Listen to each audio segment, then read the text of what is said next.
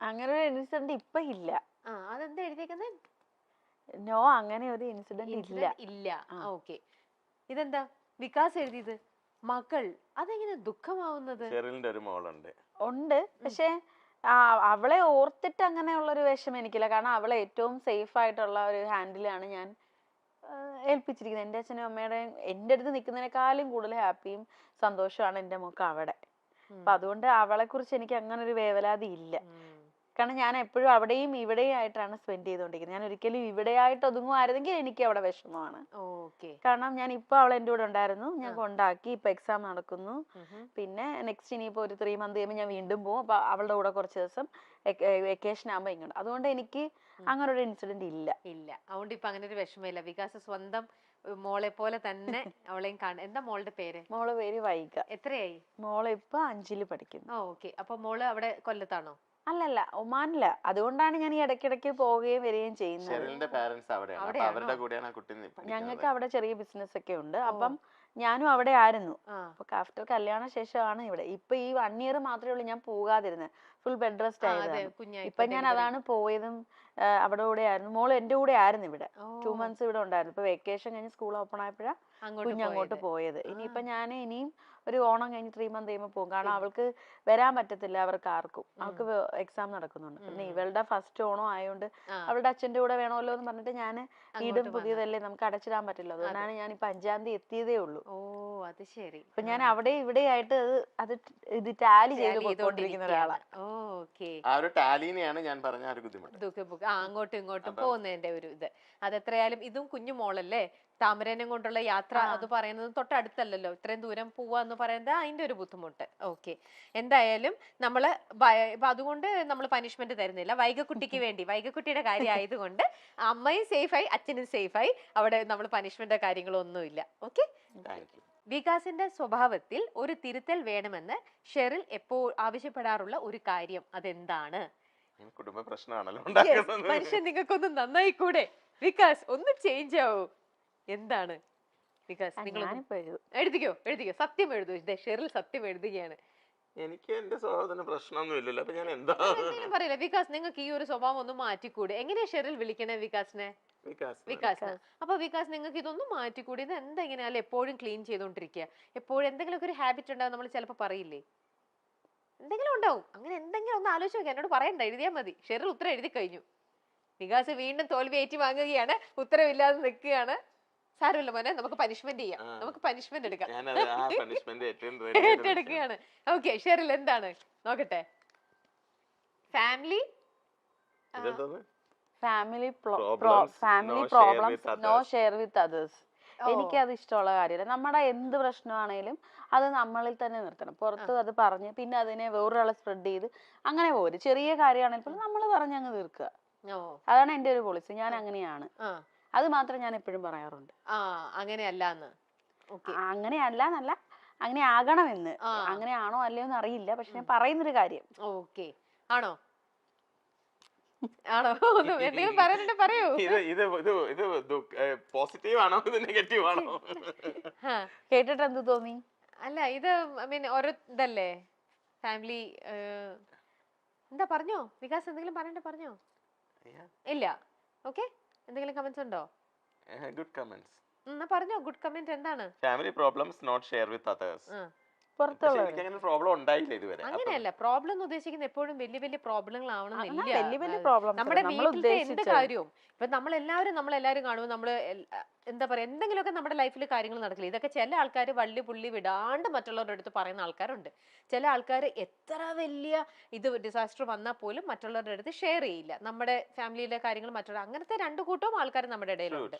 അതാണ് അപ്പൊ അത് പറഞ്ഞത്. നമ്മൾ നല്ലത് പറഞ്ഞാലും അത് കേട്ടിട്ട് ഉടനെ അങ്ങോട്ടും അത് വേണ്ട, അത് ഞാൻ പറഞ്ഞോളൂ. അപ്പൊ അങ്ങനെ ആയിരിക്കും ഇനി ചേട്ടൻ ചെയ്യുന്നത്. ഓക്കെ. അപ്പൊ എന്തായാലും വീണ്ടും തോൽവി ഏറ്റുവാങ്ങാനായി വികാസ് ഇവിടെ തന്നെയുണ്ട്. അപ്പോൾ അടുത്തത് എന്തെന്ന് വെച്ചാൽ ഇതിനകത്തുള്ള വേറൊരു പനിഷ്മെന്റ് ആണ്. പാട്ടൊക്കെ കഴിഞ്ഞു കഴിഞ്ഞാൽ അടുത്തത് ആക്ടിംഗ് സെഗ്മെന്റ് ആണ്. ആക്ടിംഗ് സെഗ്മെന്റിൽ ഡയലോഗ്സ് നമ്മൾ പറഞ്ഞു തരും, അതനുസരിച്ചിട്ട് ഇവിടെ ആക്ട് ചെയ്ത് കാണിക്കും. ഇരുന്നുകൊണ്ട് തന്നെ ആക്ട് ചെയ്താൽ മതി.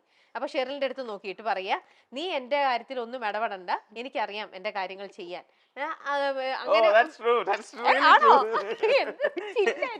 ഞങ്ങൾക്ക് കിട്ടിയ ടാസ്ക് ഭയങ്കര എല്ലാം വളരെയധികം ഇതായിട്ട് നിൽക്കുന്നതാണ് അല്ലേ? ഡയലോഗ് പറയൂ, ഞാൻ മുട്ട് നിൽക്കാണ്. ഓക്കെ, ഞാൻ പറയുന്നത് ശരിയാണോ അല്ലയോ എന്ന് നീ ചെക്ക് ചെയ്യേണ്ട ആവശ്യമില്ല. നീ നിന്റെ ജോലി ചെയ്യാൻ, എനിക്കറിയാം എന്റെ കാര്യം നോക്കാൻ. ചിരിക്കൊന്നും ചെയ്യരുത്, നമ്മൾ നടനാവണം. ഓക്കെ, നടനായിക്കൊണ്ട് ആക്ടിങ് സെഗ്മെന്റാ ചെയ്തോ. ചിരിക്കരുത്, ചിരിക്കരുത്. വികാസിലെ അഭിനേതാവിനെ നമ്മൾ കാണാൻ പോകുന്നത്. നടനെ കണ്ടപ്പോ എനിക്ക് ചിരി വരികയാണ്. ഞാൻ ഇപ്പൊ ഈ പണിഷ്മെന്റ് എടുക്കുമ്പോ പറയാൻ, ഞാൻ അഭിനയിക്കില്ല, ഞാൻ ജീവിക്കും. നീ ആവശ്യമില്ലാതെ എന്റെ കാര്യത്തിൽ ഞാനേ ഉള്ളു, നിനക്ക് പണിഷ്മെന്റ് ഇല്ല. റെസ്പോണ്ട് ചെയ്തോ, കുഴപ്പമില്ല. വേണ്ട വേണ്ട വേണ്ട. ഓക്കെ, ആ റെസ്പോണ്ട് ചിലപ്പോ നിങ്ങൾക്ക് ട്രെൻഡിങ് ആയി പോകും. എന്നാ വേണ്ട, വികാസ് പറഞ്ഞാ മതി. നീ ആവശ്യമില്ലാതെ എന്റെ കാര്യത്തിൽ ഇടപെടണ്ട. എനിക്കറിയാം എന്റെ കാര്യങ്ങളെല്ലാം പ്രോപ്പർലി ചെയ്യാൻ. മനസ്സിലായ? നീ ചെക്ക് ചെയ്യണ്ട, നീ നിന്റെ ജോലി ചെയ്താൽ മതി. എനിക്കറിയാം എന്റെ കാര്യം നോക്കാം. അങ്ങനെയാണ്. നീ ചെക്ക് ചെയ്യണ്ട, എനിക്കറിയാം എന്റെ കാര്യങ്ങൾ നോക്കാൻ. മനസ്സിലായോ? പോയി എല്ലാം സ്പ്ലിറ്റ് ആയി പോയി. ഒന്നും കൂടെ കണ്ടിന്യൂ ചെയ്തായിട്ട് പറ. ഇങ്ങനെ നീ എന്റെ കാര്യങ്ങൾ നോക്കാൻ എനിക്കറിയാം, അല്ലെങ്കിൽ എന്റെ ഇതിനെ നീ ചെക്ക് ചെയ്യാൻ വരണ്ട. നീ നിന്റെ കാര്യം നോക്കൂ, ഞാൻ എന്റെ കാര്യം നോക്കൂ. അങ്ങനെ ഒരുമിച്ചൊന്ന് പറഞ്ഞാൽ മതി. റെഡി? എന്റെ കാര്യങ്ങൾ ചെക്ക് ചെയ്യാൻ നീ വരണ്ട, എന്റെ കാര്യങ്ങൾ നോക്കാൻ എനിക്കറിയാം. മനസ്സിലായോ? ഓക്കെ, ശരി. എന്തൊരു ഗൗരവമാണെന്ന് നോക്കിക്കേ. നടനാവാൻ പറഞ്ഞപ്പോ എന്ത് ഇഷ്ടം നോക്കിയേ. ഇത് നടനായില്ല, റിയൽ ലൈഫിലെ വികാസാണ് അത്ര. റിയൽ ലൈഫിലെ വികാസ് എങ്ങനെയാണോ?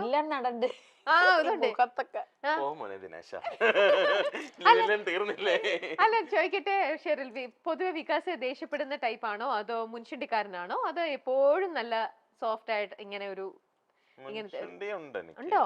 ദേഷ്യമൊക്കെ ഉണ്ടാവും, അത് ഈ വർക്കിന്റെ അല്ല, ചിലർക്ക് ഇപ്പൊ മുൻഷുണ്ടി അങ്ങനെയൊന്നുമില്ല. അങ്ങനെ എല്ലാത്തിനും തൊടുന്നതിന് പിടിക്കുന്നതിന് അങ്ങനെയൊന്നുമില്ല. ഓക്കെ, ശരി.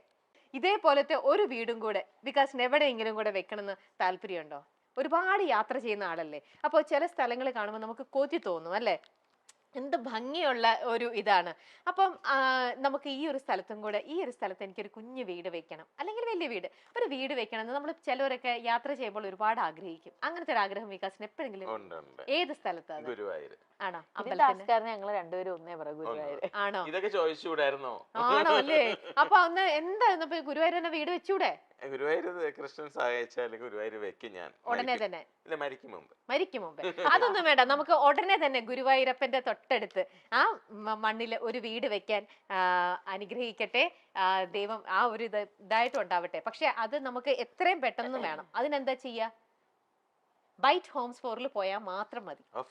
യെസ്, ബൈറ്റ് ഹോംസ് ഫോറിൽ പോയാലേ. ഇപ്പം എനിക്കറിയാം, ഇതൊരു വലിയൊരു മാളികയാണ് ഇപ്പൊ ഉണ്ടാക്കിയിരിക്കുന്നത്. ഒരുപാട് നാളത്തെ സമ്പാദ്യമാണ് അത് ഈ വീട്ടിൽ വന്നിരിക്കുന്നത്. ഇപ്പൊ ഉടനെ തന്നെ വീടെന്ന് പറഞ്ഞൊരു സ്വപ്നം എന്ന് പറയുന്നത് ഏതൊരു മനുഷ്യനും. പക്ഷെ അങ്ങനെയുള്ള സമയത്ത് നമ്മളെ ഹെൽപ്പ് ചെയ്യാനുള്ളതാണ് ബൈറ്റ് ഹോംസ് ഫോർ. പകുതി പൈസ മാത്രം നമ്മൾ കയ്യിൽ കരുതിയാൽ മതി. പകുതി പൈസ വെച്ച് നമുക്ക് വീട് പണി തുടങ്ങാം. ബാക്കിയുള്ള പകുതി പൈസ 50 തവണകളായിട്ട്, 50 മാസങ്ങളായിട്ട് നമ്മൾ അടച്ചാൽ മതി. അതൊരു വലിയൊരു ഹൈലൈറ്റ് ആണ്. പിന്നെ നമുക്ക് പ്ലാനും കാര്യങ്ങളെല്ലാം അവർ ഫ്രീ ആയിട്ട് തരും.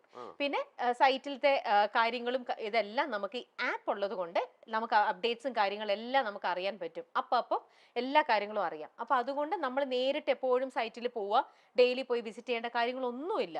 നമുക്ക് എല്ലാ കാര്യങ്ങളും അതാത് നിമിഷം നമുക്ക് അറിയാൻ പറ്റും. അതുകൊണ്ട് ഇനി ഗുരുവായൂര് ഒരു വീട് വെക്കുമ്പോൾ ബൈറ്റ് ഹോംസ് ഫോർ. ഓക്കെ, അപ്പൊ ഉടനെ ബൈറ്റ് ഹോംസിൽ ഞാൻ കോൺടാക്ട് ചെയ്യുന്നുണ്ട്. ഇത് ജെന്യൂൻ ആയിട്ട് പറഞ്ഞു കേട്ടോ. ഗുരുവായൂർ അപ്പൊ ഉടനെ വീട് വെക്കാൻ ഞാൻ പോവാണ്. അപ്പൊ ഞങ്ങൾക്ക് വീണ്ടും ഒരു ഹോം ടൂറുമായി പാലുകാച്ചലിന് പോകേണ്ട ഒരു വിശേഷമായി. ആ പാലുകാച്ചലിന് രമ്യ അവിടെ എന്തായാലും ഉണ്ടാവും, ഉറപ്പായിട്ടും. ശരി, നമുക്ക് അടുത്ത ചോദ്യത്തിലേക്ക് പോവാം. വികാസിന് ഒരു അസൗകര്യം വരുന്ന പക്ഷം ഒരു പ്രൊഫഷണൽ വെഡിങ്ങിന് റിഫർ ചെയ്യാൻ സാധ്യതയുള്ള മറ്റൊരു മേക്കപ്പ് ആർട്ടിസ്റ്റിന്റെ പേര്. വികാസിന് ചില ദിവസങ്ങൾക്ക് ഒരുപാട് തിരക്കുകൾ വരും, ചിലപ്പോൾ കമ്മിറ്റഡ് ആയിരിക്കും. പക്ഷെ അന്നേരം തന്നെ അവർക്ക് ആ മറ്റേ സൈഡിൽ കല്യാണം അന്നേരം നടത്തണമല്ലോ. വികാസിന് പോകാൻ പറ്റിയില്ലെങ്കിൽ എപ്പോഴും റെഫർ ചെയ്യുന്ന അടുത്തൊരാളുടെ പേര് എഴുതിയാൽ മതി. എഴുതിയോ?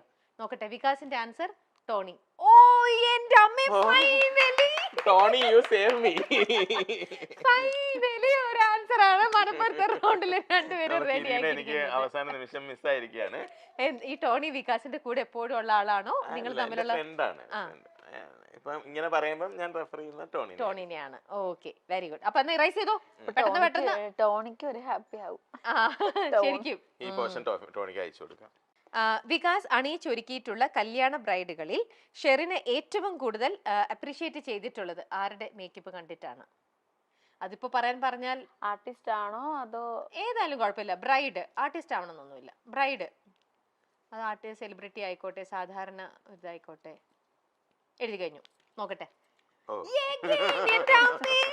സത്യമായിരുന്നു. അതും കറക്റ്റ് ആയിട്ട് വന്നിരിക്കുകയാണ്. എവിടെയാണ് ഈ ദുർഗ? ദുർഗ ഗുരുവായൂർ അമ്പലത്തിൽ വെച്ചിട്ടായിരുന്നു. ആണോ? ആക്ച്വലി അതൊരു ആർട്ടിസ്റ്റ് ആണ്, ദുർഗ കൃഷ്ണ. ആ ദുർഗയാണോ? ഓക്കെ ഓക്കെ, ശരി, റൈസ് ചെയ്തോ. ഇന്ന് സോഷ്യൽ മീഡിയയിലും മലയാളികൾക്കും ഏറെ സുപരിചിതയായ രണ്ടുപേരാണ് വികാസ് വിക്കേസും ഭാര്യ ഷെറിനും. സ്വന്തം ഭാര്യയെ വരെ വിവാഹത്തിന് അണിയിച്ചൊരുക്കിക്കൊണ്ടാണ് വികാസ് ശ്രദ്ധ നേടുന്നത്. മാത്രമല്ല പഞ്ചരത്നങ്ങളെ ഒരുക്കിയതും വികാസാണ്. ഒരു സമയത്തിന് ശേഷം സിനിമാ നടിമാരുടെയും നടന്മാരുടെയും ഭാര്യമാരെയും മക്കളെയും അങ്ങനെ വേണ്ട സിനിമാ സീരിയൽ രംഗത്തെ എല്ലാ ഫംഗ്ഷൻസിനും വികാസ് വിക്കേസ് എന്നൊരു പേര് കേൾക്കാൻ തുടങ്ങി. ഏറ്റവും മാറ്റ് ഫിനിഷുള്ള മേക്കപ്പ് 35 ലക്ഷം രൂപയുടെ മേക്കപ്പ് ബോക്സ് തന്റെ കയ്യിലുണ്ട് എന്ന് വികാസ് ഒരിക്കൽ പറഞ്ഞിട്ടുമുണ്ട്. വികാസിന്റെ വിവാഹവും ഏറെ ചർച്ചയായിട്ടുണ്ടായിരുന്നു. രണ്ടുപേരില്ല, ആദ്യം ഒരാള്, 1 by 1. ഞാൻ നിന്നെ വേദനിപ്പിച്ചിട്ടുണ്ടോ? ഇതിന്റെ എക്സ്പ്ലനേഷൻ ഞാൻ അങ്ങോട്ട് ആ അത് മനസ്സ് തുറന്നു ഉണ്ടോ ചോദിക്കാം. ചോദിച്ചിട്ട് അല്ലെങ്കിൽ എന്താന്ന് വെച്ചാൽ അത് നിങ്ങൾ തമ്മിൽ. ഞാൻ ഇതിനകത്ത് ഈ പിക്ചറിൽ ഞാനില്ല. ഞാൻ നിന്നെ വേദനിപ്പിച്ചിട്ടുണ്ടോ? ഞാൻ നിന്നെ വേദനിപ്പിച്ചിട്ടില്ല എന്നെനിക്ക് തോന്നിയിട്ടില്ല. പലപ്പോഴും പല കാര്യങ്ങൾക്കും ഞാൻ എൻ്റെത് മാത്രം ശരിയെന്ന് ഞാൻ വിചാരിച്ചിട്ടുണ്ട്. പക്ഷെ അങ്ങനല്ല, ദർ ഷുഡ് ബി എല്ലാ വ്യൂ പോയിന്റ്സും നോക്കണം എന്ന് എനിക്കറിയാം. അപ്പം പറയാനുണ്ടെ പറയാം, കമന്റ് ചെയ്യാൻ തിരിച്ച് സംസാരിച്ചോളൂ. എന്തെങ്കിലും പറയാനുണ്ടെങ്കിൽ ഇല്ലെങ്കിൽ ഇല്ല. ഓക്കെ, കഴിഞ്ഞോ? ഇത് ശരിയല്ല രമ്യ.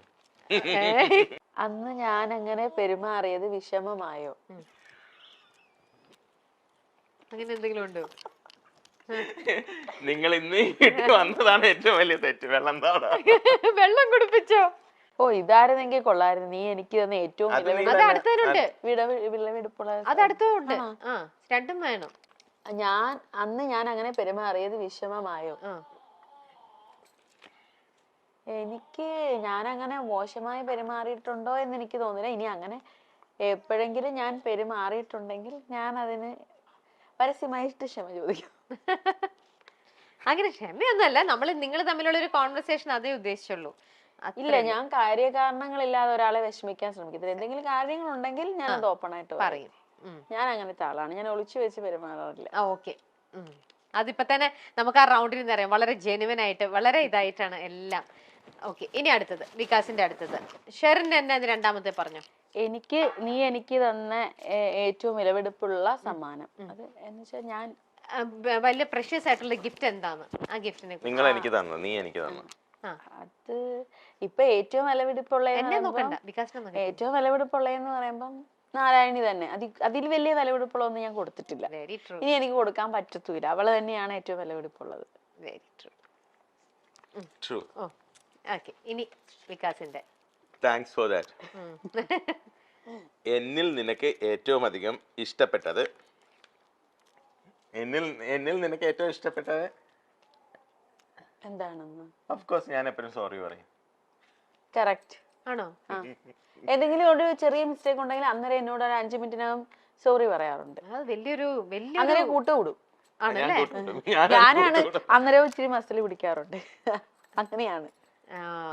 ഓക്കെ, അത് വലിയൊരു ഇത് അപ്രീഷിയേറ്റ് ചെയ്യേണ്ട ഒരു കാര്യം തന്നെയാണ്. കാരണം എല്ലാവരും സോറി പറയാൻ വളരെയധികം ഈഗോ ഉള്ള മനുഷ്യരാണല്ലോ നമ്മുടെ ഇപ്പോഴിവിടെ. ആ ഒരു ഈഗോയിസ്റ്റിക് ഇതിൽ ആരും പറയില്ല. ചിലർക്ക് അറിയാം എന്റെ ഭാഗത്താണ് മിസ്റ്റേക്ക് എന്നാലും ഈഗോ കാരണം അത് അഡ്മിറ്റ് ചെയ്യാൻ ബുദ്ധിമുട്ടാണ്. അത് വലിയൊരു മനസ്സാണ് കേട്ടോ വികാസ്. തിരിച്ചും അങ്ങനെയാണ്, ഷെറിലും സോറി. പക്ഷെ എപ്പോഴും നമ്മൾ ഒരിക്കലും ഒരു കൈ കൊണ്ട് അടിച്ച സൗണ്ട് വരില്ല. നമ്മൾ 2 കൈ കൊണ്ട് തന്നെ അടിക്കണം സൗണ്ട് വരാൻ. അപ്പൊ നമ്മൾ മനസ്സിലാക്കി. ബിക്കോസ് ഇതിപ്പോ എന്റെ 2ാമത്തെ ജീവിതമാണ്. അപ്പൊ ആദ്യത്തെ ജീവിതം എനിക്ക് പാഠപുസ്തകമായിരുന്നു. അപ്പൊ നമ്മൾ ആ പാഠപുസ്തകത്തിൽ നിന്ന് എന്ത് ചെയ്യാം എന്ത് ചെയ്തുകൂടാന്ന് നമ്മൾ പഠിച്ചു. അല്ലാതെ അവിടെ അതിന്റെ ഒരു റിപ്പീറ്റ് കോപ്പി പേസ്റ്റ് അല്ലല്ലോ നമുക്കിവിടെ വേണ്ടത്. അപ്പൊ അതെനിക്ക് പൂർണ്ണ ബോധ്യമാണ്. നമ്മൾ ഓരോ കാര്യങ്ങളും ചെയ്യുമ്പോഴും തെറ്റാണ് നമ്മൾ ചെയ്യുന്നതെങ്കിൽ ആ തെറ്റ് ചിലപ്പോൾ നമ്മൾ ഓരോ നിമിഷം നമ്മൾ തന്നെ ചിലപ്പോൾ ഈ നേരത്തെ ഷെറിൽ പറയുന്നത് ഞാൻ വർക്കിൽ ടെൻസ്ഡ് ആയിരിക്കും, വേറെ പല ടെൻഷനിലും ആയിരിക്കും. അപ്പം നമ്മൾ ചിലപ്പോൾ എടുത്ത് എന്തെങ്കിലും പറയും, പക്ഷെ ആ പറഞ്ഞു കഴിയുമ്പോൾ അയ്യോ അതങ്ങനെ പറയേണ്ടിയിരുന്നില്ല. സോ ഞാനത് അപ്പം തന്നെ ഞാൻ സോറി പറയും, അത് ഞാൻ ഡിലേ ആക്കത്തില്ല. വികാസിന്റെയും ഭാര്യയുടെയും രണ്ടാം വിവാഹമായിരുന്നു ഇത്. വികാസിന്റെ ഭാര്യ ഷെറിന്റെ വിവാഹശേഷമുള്ള വിശേഷങ്ങളെല്ലാം തന്നെ നമ്മൾ അറിഞ്ഞിട്ടുണ്ടായിരുന്നു. വികാസ് വിക്കേസിന്റെയും രണ്ടാം വിവാഹമായിരുന്നു, ഷെറിന്റെയും രണ്ടാം വിവാഹമായിരുന്നു. ആദ്യ വിവാഹത്തിൽ ഷെറിന് ഒരു മകളുണ്ട്. ഈ മകളെയും ഷെറിൻ ഒപ്പം കൂട്ടിയിട്ടുണ്ട്. കുറച്ചുനാൾ ഷെറിന്റെ അച്ഛനും അമ്മയ്ക്കും ഒപ്പമാണ് ഷെറിന്റെ ആദ്യത്തെ മകൾ കഴിയുന്നത്. വെക്കേഷൻ സമയത്തെല്ലാം മകളെ ഒപ്പം കൂട്ടാറുണ്ടെന്നും മകളെയും തനിക്കൊപ്പം തന്നെയാണ് നോക്കുന്നതെന്നും ഷെറിൻ പലപ്പോഴും പറഞ്ഞിട്ടുണ്ട്. ഇപ്പോൾ ഒരു ഇന്റർവ്യൂവിൽ ഷെറിന്റെ മകളെക്കുറിച്ച് വികാസ് പറഞ്ഞ ചില കാര്യങ്ങളാണ് ചർച്ചയായി മാറുന്നത്. എല്ലാ അച്ഛന്മാരും ഇങ്ങനെ തന്നെയാണ്, അച്ഛന്മാരുടെ മാത്രം ഒരു ട്രേഡ് മാർക്കിലേക്ക് കൊണ്ടുവരും. എന്തായിരുന്നു എന്റെ പാട്ട്? അച്ഛന്റെ താമര പെണ്ണല്ലേ പെണ്ണല്ലേ, അതെങ്ങനെ പാടുന്നേ? അച്ഛന്റെ താമര പെണ്ണല്ലേ, സുന്ദരി താമര പെണ്ണല്ലേ, താമര പൂവിന്റെ കണ്ണല്ലേ, പൊന്നും കുടത്തിന്റെ മുത്തല്ലേ. അപ്പൊ മുത്ത് കൊടുക്ക. അപ്പത്തേക്ക് മോൾ ഉറങ്ങും. നമുക്ക് ആ പാട്ട് അറിയാം. ആണോ? ഞാൻ ഫോണിൽ കൂടെ ഒക്കെ പാടുമ്പോ ശബ്ദം കേട്ടിട്ട് നാരായണക്കിളി പെണ്ണല്ലേ, നാരായണക്കിളി പെണ്ണല്ലേ. ഓക്കെ. എന്തെങ്കിലും എന്താ മോളപ്പൊ എന്നും ഉറങ്ങുന്നത് ഷെറിലിന്റെ, അല്ലെങ്കിൽ മോള് പെട്ടെന്ന് ഉറങ്ങുന്നത് ഷെറിലിന്റെ പാട്ട് കേട്ടിട്ടാണോ അച്ഛന്റെ പാട്ട് കേട്ടിട്ടാണോ? പാടി കേട്ടിട്ടേ ഇല്ല, ഞാൻ കേട്ടിട്ടില്ല. ഞാൻ വാവാവോ നമ്മുടെ പഴയ പാട്ട് അത് പാടിയിട്ടാണ് ഓർക്കാറുള്ളത്.